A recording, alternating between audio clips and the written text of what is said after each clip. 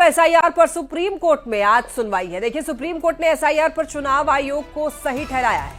SIR पर चुनाव आयोग के रुख को सही ठहराया सुप्रीम कोर्ट ने। आधार कार्ड पर इलेक्शन कमीशन के पक्ष को सुप्रीम कोर्ट ने सही माना है।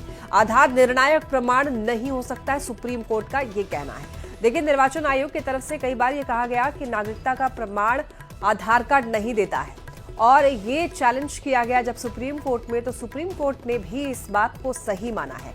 सुप्रीम कोर्ट ने भी इस बात को सही ठहराया है कि आधार जो है नागरिकता का प्रमाण नहीं हो सकता है, आधार निर्णायक प्रमाण नहीं है, सुप्रीम कोर्ट का ये कहना है। तो कह सकते हैं कि इलेक्शन कमीशन के पक्ष को सुप्रीम कोर्ट ने भी सही माना है कि नागरिकता का आधार कार्ड जो लोग पहले समझते थे ऐसा नहीं है। तो एसआईआर पर सुप्रीम कोर्ट में सुनवाई और चुनाव आयोग को सही ठहराया है सुप्रीम कोर्ट ने। आपको बताते चलें, आज सुनवाई होनी है इस मामले को लेकर। आधार कार्ड पर इलेक्शन कमीशन के पक्ष को फिलहाल तो सुप्रीम कोर्ट ने सही माना है। आधार निर्णायक प्रमाण नहीं हो सकता है, सुप्रीम कोर्ट का ये मानना है।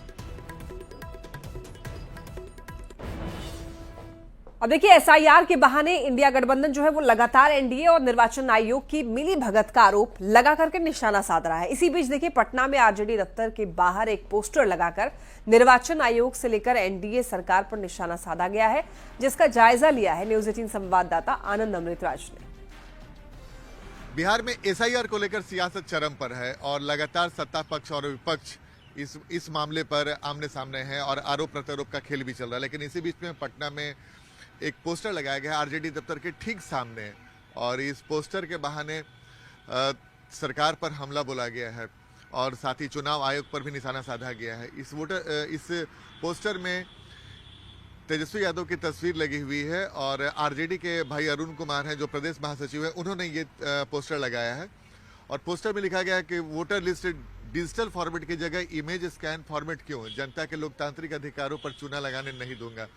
यानी कि एसआईआर के बहाने चुनाव आयोग और एनडीए सरकार दोनों पर निशाना साधा गया है और पोस्टर के बहाने ये बताने की कोशिश की गई है कि एसआईआर में बड़े पैमाने पर गड़बड़ी हो रही है।